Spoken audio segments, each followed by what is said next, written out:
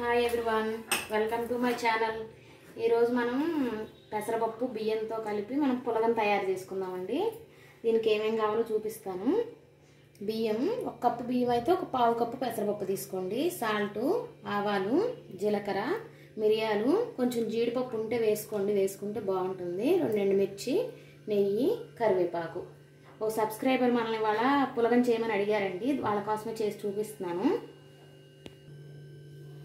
బియ్యము పెసరపప్పు ఒక పావు గంట ముందు బాగా 2-3 సార్లు కడిగి నానబెట్టి ఉంచుకున్నానండి.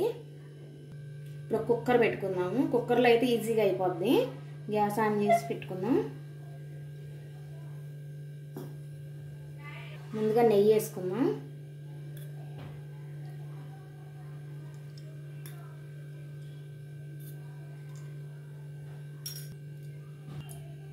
నెయ్యి వేడైంది. 2 ఎండుమిర్చి వేసుకుందాం. మిరియాలు వేసుకుందాం కొన్ని.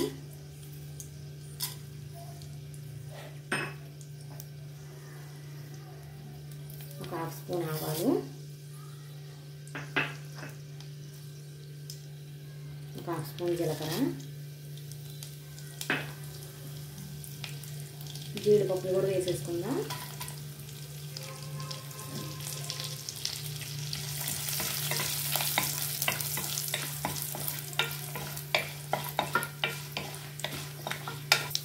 జీడిపప్పు ఇవి కొంచెం ఫ్రై అయ్యాయి. ఇప్పుడు కొంచెం కరివేపాకు వేసుకుందాం.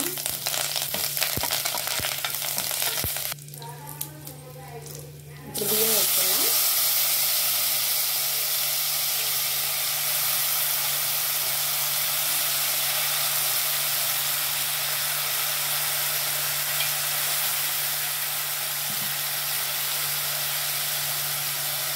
పెసరపప్పు కూడా వేసేసుకుందాం.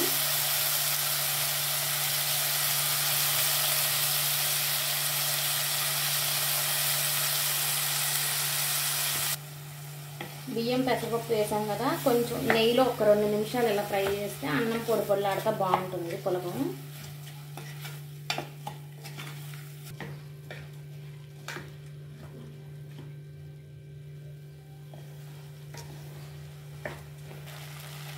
మీడియం ఫ్లేమ్లో ఒక 2 నిమిషాలు అలా ఫ్రై చేశాను. ఇప్పుడు సాల్ట్ మీ టేస్ట్కి తగ్గట్టు వేసుకోండి. నేనైతే 1 స్పూన్ వేసాను. ఇది రాళ్ళు ఉప్పు, మెత్తటుప్పు ఉంటే మెత్తటుప్పు పైన వేసుకోండి. ఇప్పుడు వాటర్ వేసేసుకున్నాం.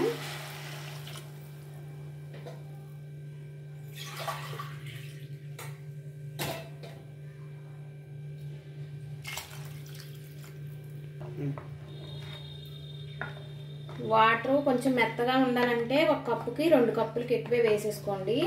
కొంచెం పలుగ్గా ఉండాలి అంటే కప్పుకి 1 కప్పున్నర వేసుకోండి, సరిపోతాయి. ఇప్పుడు కుక్కర్ మూత పెట్టేసేద్దాం.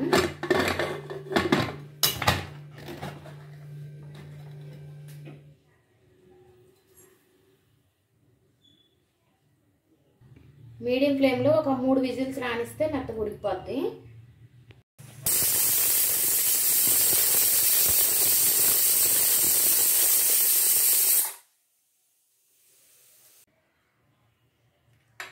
కుక్కర్ ఆవిరంతా పోయింది. ఇప్పుడు మూత తీసి చూద్దాం.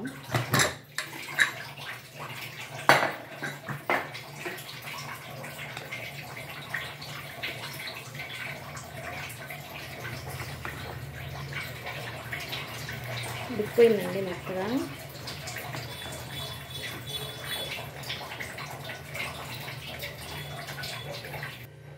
పులగం రెడీ అయిపోయింది. ఇప్పుడు పైన కొంచెం నెయ్యి వేసుకుందాం.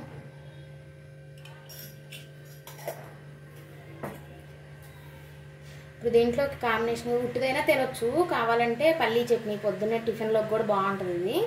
మీరు కూడా చేసుకొని తినండి. ఇది పిల్లలకి హెల్త్కి చాలా మంచిదండి. పెసరపప్పు ఉంటుంది కాబట్టి, ఈ ఎండాకాలంలో పెసరపప్పు చలవ కాబట్టి పిల్లలకి చేసి పెట్టండి, హెల్త్కి చాలా మంచిది.